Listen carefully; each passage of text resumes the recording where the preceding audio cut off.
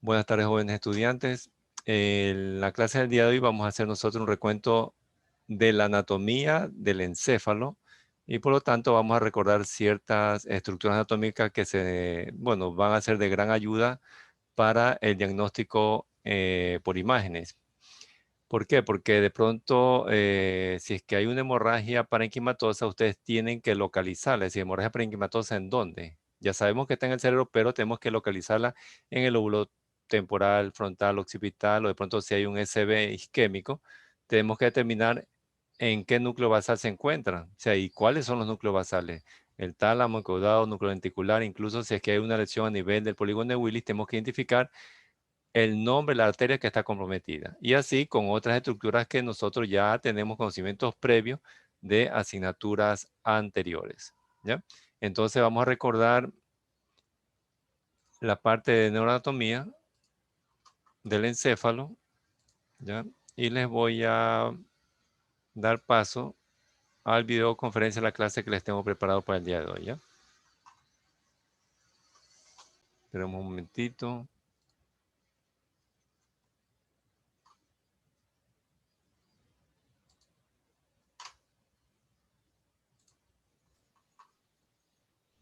Dentro de los estudios por imágenes que tenemos del cráneo, empezamos con la ecografía transfontanelar, que se realiza a partir de cuando nace el paciente hasta los 12 meses de edad. ¿Por qué hasta los 12 meses? Porque hasta esta edad la fontanela, que es la que se encuentra permeable y la más amplia, la fontanela anterior, es por donde nosotros vamos a aplicar el transductor para realizar este estudio. También tenemos las rayos X convencionales de cráneo, que sus proyecciones más usuales son la P y la lateral.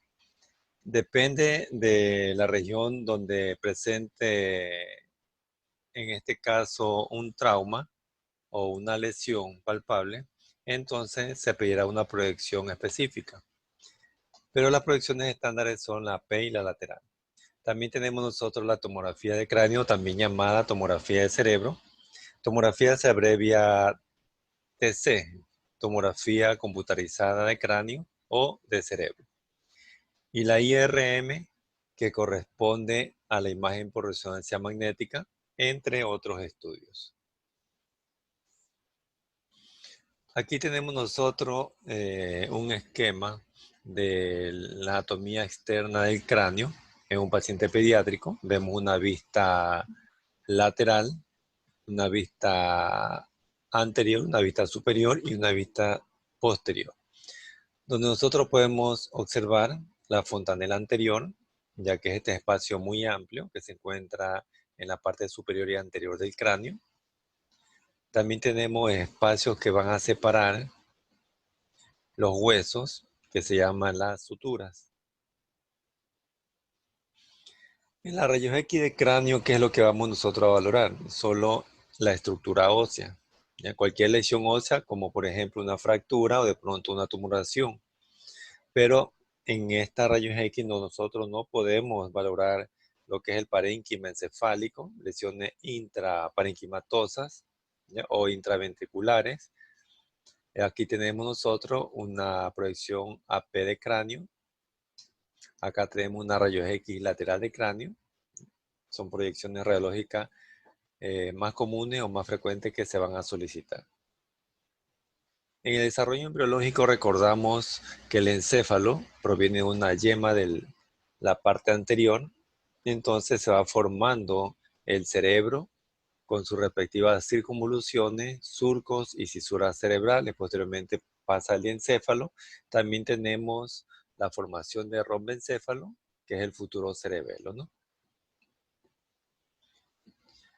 Existen unas membranas que van a proteger, envolver el encéfalo o el cerebro y cerebelo, que son las llamadas meninges, que de afuera hacia adentro tenemos la dura madre, como ustedes ven aquí, corresponde a esta imagen en forma de cordón de color morado que se encuentra inmediatamente por debajo del hueso. Le sigue la aracnoides, es la segunda meninge, por debajo de la dura madre, que es esta imagen lineal de color morado. Y por último, la tercera meninge es la pía madre, que corresponde a esta imagen lineal de color melón, inmediatamente pegada o adherida o que tapiza la superficie del parénquima cerebral. Incluso se introduce en los surcos y también en las fisuras cerebrales. Es importante recordar el orden y más que todo la relación anatómica que tiene con estructuras adyacentes estas meninges. De aquí sacamos los espacios meningios. Tenemos el espacio epidural, epi significa sobre, dural significa la dura madre, es decir, que está por encima de la dura madre y por ende por debajo de la tabla ósea interna. El espacio subdural es el que se encuentra por debajo de la dura madre, observen sub por debajo de la dura madre y por ende por encima del aracnoide, ¿no? Y tenemos nosotros el espacio subaracnoideo, que se encuentra por debajo del aracnoide y por encima de la pía madre. Este es el único espacio meningio que contiene LCR, es decir, líquido cefalorraquídeo. Y el líquido tomográficamente se ve hipodenso, de color negro. Es por eso que tomográficamente alrededor del parénquima cerebral y también los surcos y las fisuras cerebrales se van a ver hipodensas, es decir, de color negro en una tomografía. Ese es un esquema de una vista externa, resecando lo que es el cuero cabelludo, hueso y las meninges. Ahí estamos mostrando nosotros las diferentes capas y espacios también, ¿no? El espacio epidural, subdural y el espacio subaracnoide, ¿no? Aquí tenemos las hojas de la meninge, la dura madre, la aracnoides y la pía madre, ¿no? Aprovechando esta imagen tenemos nosotros en el parénquima cerebral la sustancia gris, que es esta imagen más externa, y la sustancia blanca, que es la imagen medial, ¿no? O central. Otro esquema de la meninge, tengo la dura madre, este cordón gris, la aracnoide, esta imagen lineal roja, y la pía madre, esta imagen lineal de color verde, ¿no? La sustancia gris y la sustancia blanca del parénquima cerebral. Las meninges emiten un repliegue hacia la región medial del cráneo que va a dividir y separar ambos hemisferios cerebrales. Entonces, esta membrana la conocemos nosotros como hoz cerebral, que viene en la región frontal, sigue región parietal y va hacia la región occipital. En la parte media, donde está localizada la hoz del cerebro, ¿ya? Nosotros tenemos parénquima encefálico, es decir, que la hoz del cerebro más que todo es periférica, ¿no? Igualmente, acá tenemos el sistema venoso. En este esquema vamos a observar nosotros la hoz cerebral, parte de la cara interna del hemisferio cerebral. Tengo el cuerpo calloso con 3 segmentos o porciones, la rodilla, el cuerpo propiamente dicho y el rodete o llamado también esplenio, los pedúnculos cerebrales, la protuberancia, el bulbo raquídeo y acá en la fosa posterior del cráneo encontramos el cerebelo. Existe una cavidad hacia la línea media de forma triangular por detrás de la protuberancia y por delante del cerebelo que corresponde al cuarto ventrículo, que está llena de LCR. Esta es una vista superior de la base del cráneo, donde nosotros observamos la base, ¿ya? Que está tapizada con las meninges. Recordamos la fosa anterior, de la base del cráneo, donde se alojan los lóbulos frontales, la fosa media derecha e izquierda, donde se alojan los lóbulos temporales, y la fosa posterior, donde nosotros vemos alojado el cerebelo, ¿no? Por encima del cerebelo existe otro repliegue meningio, que es la tienda del cerebelo, o también llamada tentorio. Este tentorio vamos a utilizarlo para designar Aquellas lesiones que se encuentran por encima del tentorio son lesiones supratentoriales y aquellas estructuras o lesiones que se encuentran por debajo del tentorio corresponden a lesiones o estructuras infratentoriales.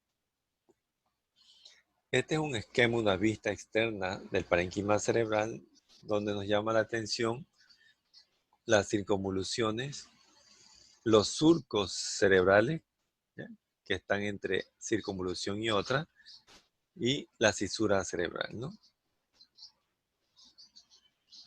En un corte anatómico de la región media del cerebro, nosotros podemos encontrarnos con los núcleos basales, ¿ya?, que son simétricos derecho e izquierdo.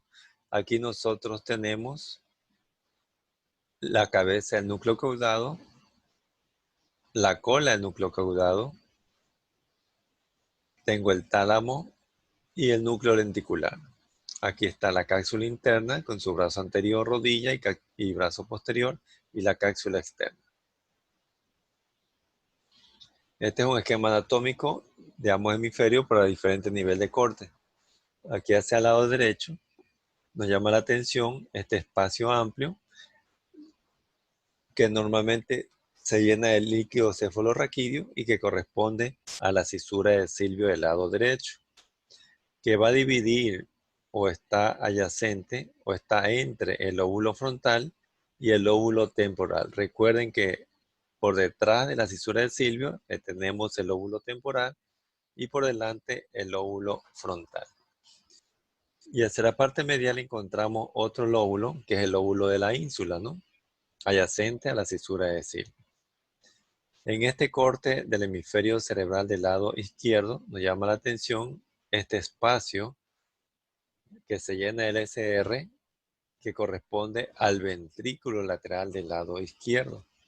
Aprovechando esta imagen observamos en el parénquima cerebral la sustancia gris y la sustancia blanca. Aquí tenemos la parte de la protuberancia. Acá tengo el bulbo raquídeo. Hacia la línea media y por delante de la protuberancia tenemos una estructura tubular que es la arteria basilar que viene de las dos vertebrales, derecha e izquierda. Un esquema del cerebelo. Tengo hemisferio cerebeloso derecho, hemisferio cerebeloso del lado izquierdo.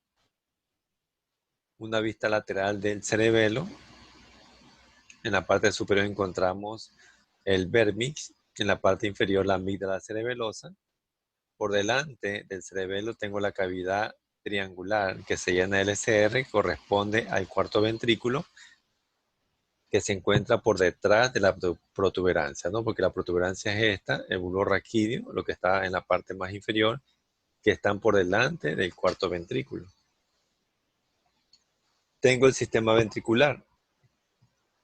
Tenemos los ventrículos laterales, que son dos, derecho e izquierdo. El tercer ventrículo, que es único, hacia la línea media.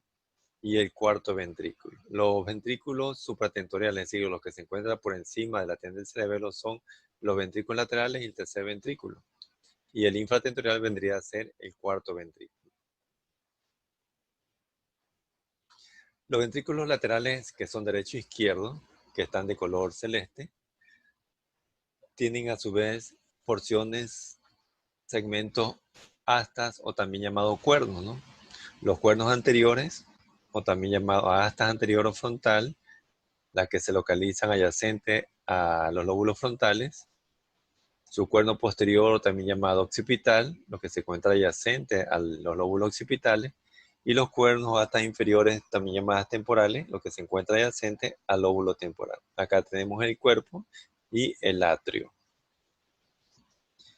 El tercer ventrículo, que es único, de color morado. El cuarto ventrículo, que es único, infratentorial, de color melón. Esta es una vista superior, ¿ya? Ambos ventrículos laterales, tercer ventrículo hacia la línea media y cuarto ventrículo igualmente hacia la línea media. Recordamos que el líquido cefalorraquídeo va a circular desde los ventrículos laterales al tercer ventrículo, pasa por los forámenes de Monro y de este hacia el cuarto ventrículo, ¿no? a través del acueducto de Silvio. Entonces, tras salir este último por los forámenes de Luzca y Mayendi, alcanza las cisternas basales y los espacios subaracnoides, drenando finalmente a través de las granulaciones aracnoides hacia la luz del seno venoso dural, ¿no? Y de ahí a la circulación venosa sistémica. Aquí tenemos las cisternas, que son espacios que se llenan o están llenas del LCR, y por ende tomográficamente se lo va a ver hipodenso, la cisterna. Todo esto celeste corresponde a los espacios subaracnoides. Tenemos la cisterna supracelar de color amarillo. Tengo la cisterna pericallosa de color verde alrededor del cuerpo calloso. Tengo la cisterna magna, la que se encuentra en la fosa posterior, inmediatamente por detrás del cerebelo y en la parte inferior del mismo. También tengo la cisterna pontina, ¿ya? Tengo la cisterna vulvar y la cisterna cuadrigeminal, ¿no? Esta es la que nosotros observamos por detrás de los pedúnculos y casi un corte axial de tomografía del cerebro por delante del cerebelo, ¿no? Aquí tenemos el espacio subaracnoide, todo lo que está pintado de gris, también la cisterna, lo que está pintado de gris, ¿no? Que ya lo revisamos previamente. Tenemos también estructuras vasculares en la base del encéfalo y también el llamado conocido polígono de Willis, ¿no? El polígono de Willis lo están conformando las arterias cerebrales anteriores, derecha e izquierda, las arterias cerebrales medias, derecha e izquierda, las cerebrales posteriores. Tengo una comunicante anterior entre las dos arterias cerebrales anteriores. Tengo una comunicante posterior, ¿ya? Derecho e izquierdo, ¿no? Acá tenemos la parte de las carótidas. Tengo acá la arteria basilar que reposa o que está inmediatamente hacia la línea media por delante de la protuberancia o puente. Y tengo las arterias vertebrales, ¿no? Y acá las cerebelosas. Entonces ahí tenemos el polígono de Willis que se parece tomográficamente cuando se le pone medio de contraste a una estrella. Bueno, aquí vemos el recorrido o la segmentación de las arterias cerebrales medias, ¿sí? También porciones o segmentos de las anteriores, ¿no? Este es el sistema venoso del encéfalo. Nosotros podemos encontrarnos con el seno longitudinal superior. ¿Sí? Tenemos nosotros la confluencia de los senos. Tengo el seno recto, el seno transverso, el seno petroso. Aquí en este gráfico nosotros vemos la división en color de los lóbulos frontal, parietal de color celeste, verde occipital y el lóbulo temporal de color naranja, ¿no? Vamos a proceder a ver el estudio por imágenes que se llama tomografía. La tomografía consiste en que el paciente se introduce en el interior del gantry en una apertura amplia. Por dentro del gantry nosotros tenemos el tubo de rayos X que va a emitir radiación ionizante, atraviesa la región del cuerpo que se va a explorar e inmediatamente pasa hacia el otro extremo donde tenemos nosotros un sistema detector que va a registrar la imagen y esta va a trasladarse hacia la computadora del tomógrafo y la va a transformar en imágenes tomográficas. Han existido varios cambios desde que se inició el tomógrafo. Ahí tenemos nosotros la tomografía de primera generación, de segunda generación, de tercera generación y de cuarta generación.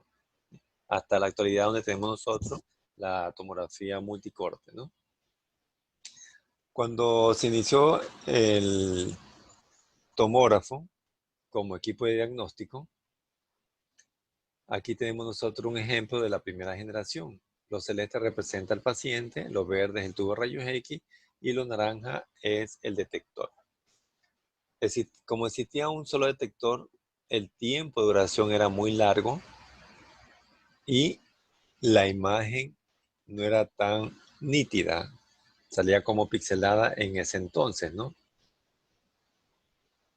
A medida que va pasando las generaciones, se van acoplando un sistema de detectores, ¿ya? Entonces la imagen iba a ser cada vez más nítida y el tiempo iba disminuyendo al adquirir la imagen o a realizar el examen tomográfico. Ahí vemos una tercera generación, se acoplan más sistemas detectores, ¿ya? Hasta llegar a la actualidad pasando por la convencional, tomografía helicoidal. Actualmente también tenemos la de alta resolución, que es muy buena en cuanto a imagen, y la tomografía multicorte, que nos ayuda y nos arroja cortes o planos axiales, sagitales y coronales de la tomografía. ¿En qué consiste el equipo tomográfico, no? Tenemos el gantry, aquí dentro vamos a encontrar nosotros el tubo de rayos X y el sistema de detectores que va a girar alrededor del paciente, ¿no? Esta es la mesa donde se acuesta el paciente, el decúbito dorsal. Por lo general, se realizan las tomografías en esta posición. Bueno, ahí tenemos nosotros el gantry. Este es el área donde está el equipo de rayos de tomografía. Tenemos nosotros en una esquina el inyector automático. Cuando se realiza estudios tomográficos con medio de contraste intravenoso, cuando se requiere, a veces se solicita solo tomografía simple, otras veces se solicita tomografía con medio de contraste. Acá nosotros tenemos el equipo de anestesiología, porque si el paciente no colabora con sus movimientos, entonces hay que sedarlo, porque un movimiento que provoque o que tenga el paciente va a dañar la imagen tomográfica, va a salir movida y es no valorable. Esta es la parte interna del gantry, ¿ya? Encontramos más que todas las partes físicas, el componente informático. Tengo aquí el tubo de rayos X y el sistema de detectores, ¿no?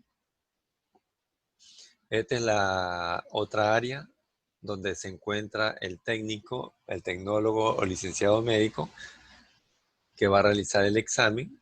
Tengo una pared plomada, vidrio plomado, que va a separar del área donde está el equipo de tomografía.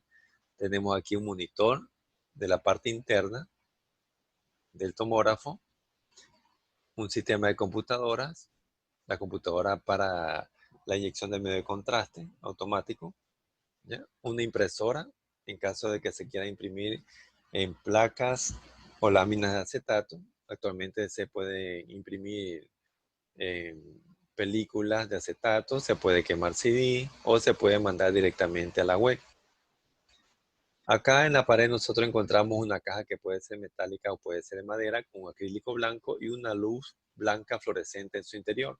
Aquí se van a colocar las películas de todos los estudios de diagnóstico por imágenes para visualizarla mejor y correctamente, ¿no? Esta caja de aquí se llama negatoscopio. ¿Qué terminología nosotros empleamos en la tomografía? Bueno, todo lo hiperdenso es lo que nosotros vemos en la imagen tomográfica de color blanco. Es decir, tenemos la sangre en fase aguda, las calcificaciones y el hueso. No se refiere a un blanco puro, sino que hay una escala de grises de blancos, ¿ya?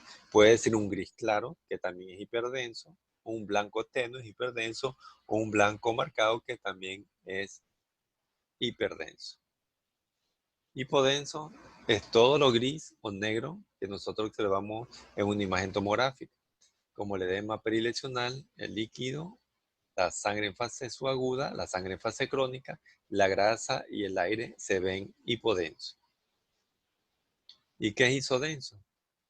Cuando nosotros relacionamos la densidad de una lesión con la densidad de una estructura normal del parénquima cerebral O de pronto es la densidad que tiene la sustancia blanca. Eso es isodenso.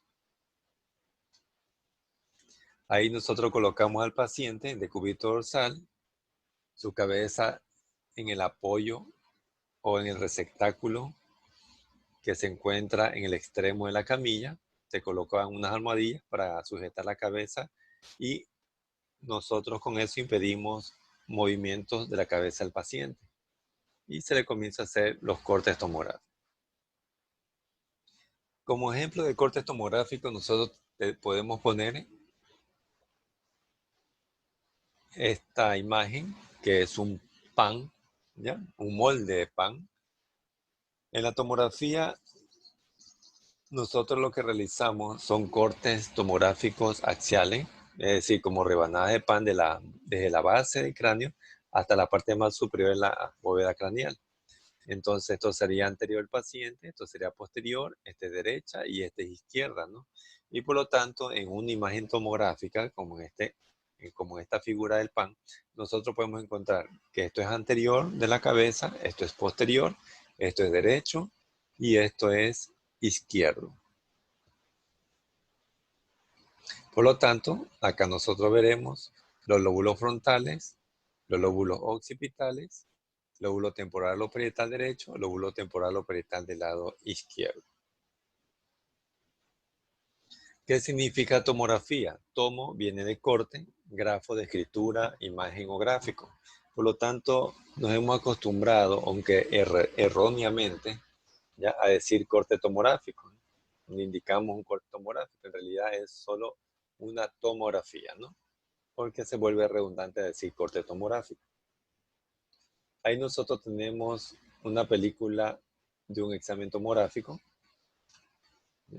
Tenemos varias imágenes en un formato de 4x5, porque tenemos 4 horizontales, 5 verticales, me dan un total de 20 imágenes, desde la base hasta la parte más superior de la bóveda craneal.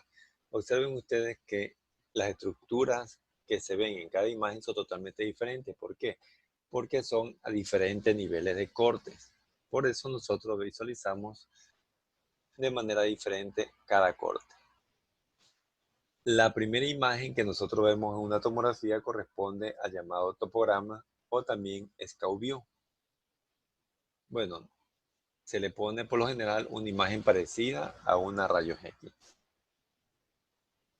Entonces los cortes axiales vienen desde la base hasta la parte más superior de la bóveda craneal, pero tiene que seguirse una angulación que viene de la región orbitaria hasta el orificio auditivo externo. Tiene que seguir esta orientación, ¿ya? Hasta la parte más superior. No puede hacerse en otra angulación, porque si no los formatos en diferentes tipos de instituciones de salud en el área de imágenes por tomografía van a ser totalmente diferentes en la parte visual.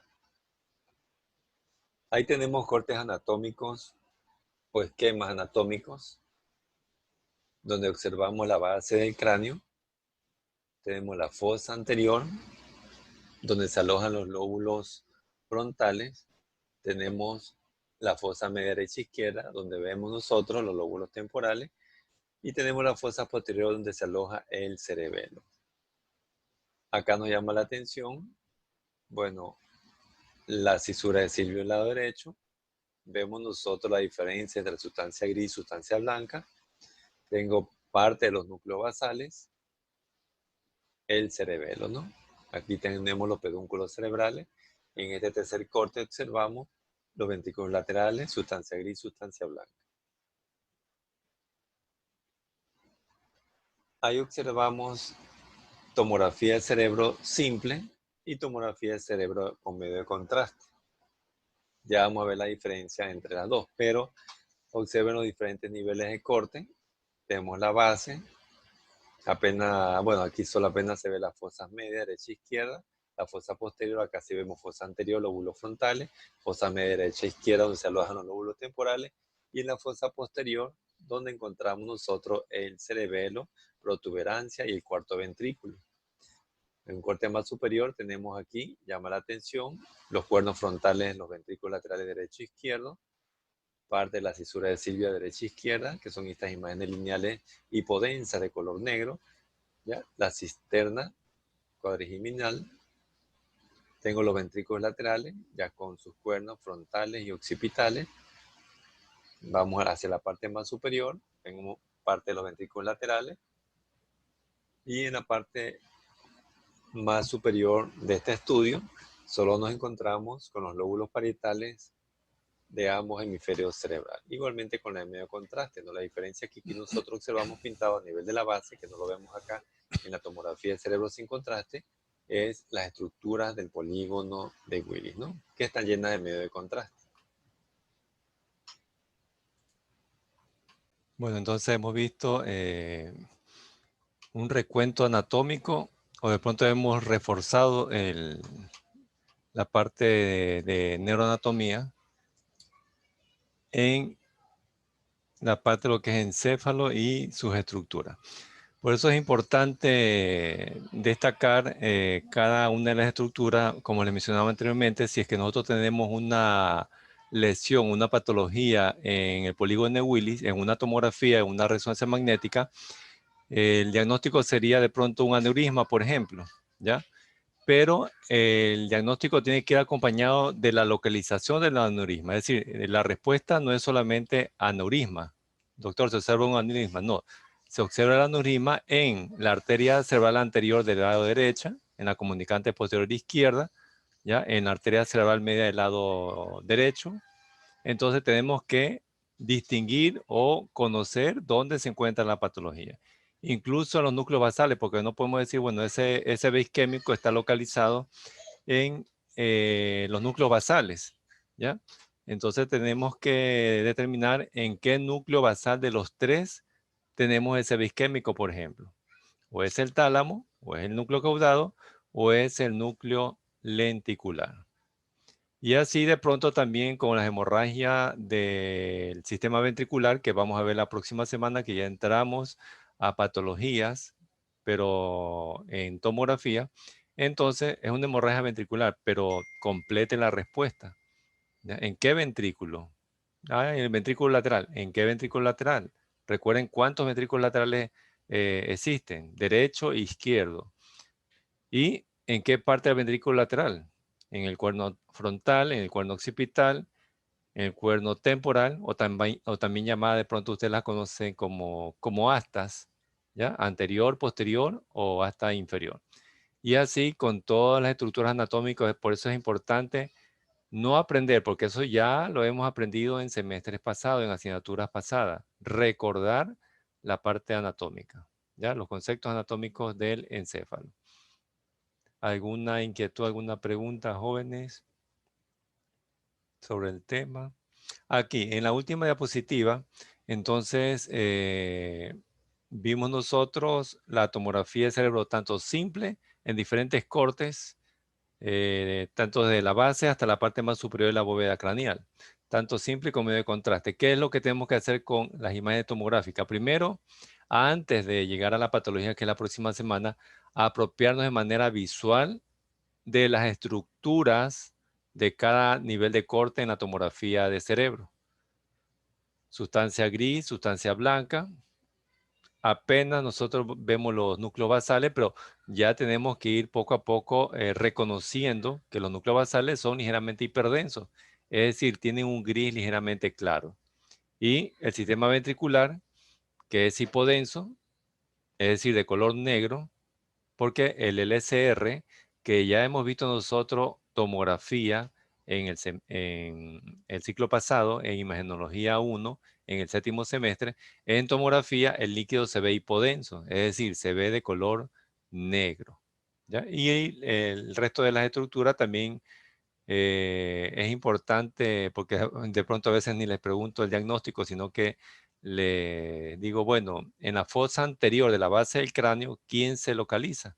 Los lóbulos frontales. En la fosa media, los lóbulos temporales. Y en la fosa posterior, el cerebelo, la protuberancia y parte del bulbo.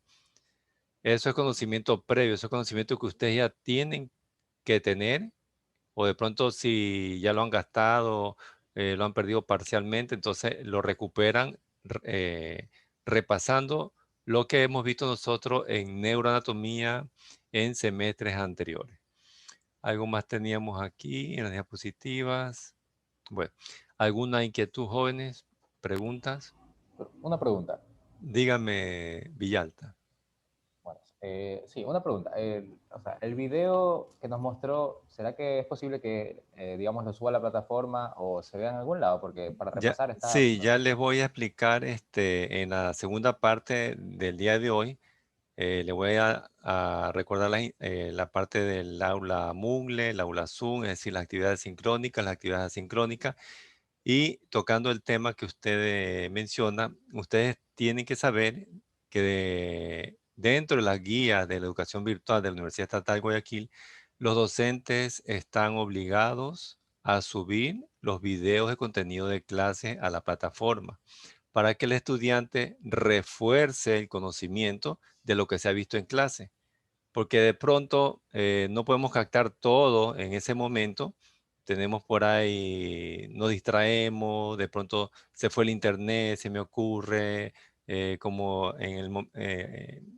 durante la clase también una estudiante me escribió por el chat del Zoom que tenía una urgencia, entonces que se iba a levantar unos minutos y ya se pierde ese tiempo, entonces lo recupera viendo el videoconferencia de la clase que va a estar subido tanto el video como la clase en formato PDF, ¿ya? Para que ustedes lo descarguen y no es descargarlo y guardarlo en el escritorio en una carpeta, ¿no? Sino que tienen que repasarlo cuando tengan o ustedes han de tener su cronograma de estudio en casa, entonces ustedes sabrán qué asignatura estudian tal día, a tal hora, un sábado, un domingo, ¿ya? Entonces ya tienen que tener organizado cuando descarguen a su escritorio de la PC o de la Lacto o del iPad, se me ocurre.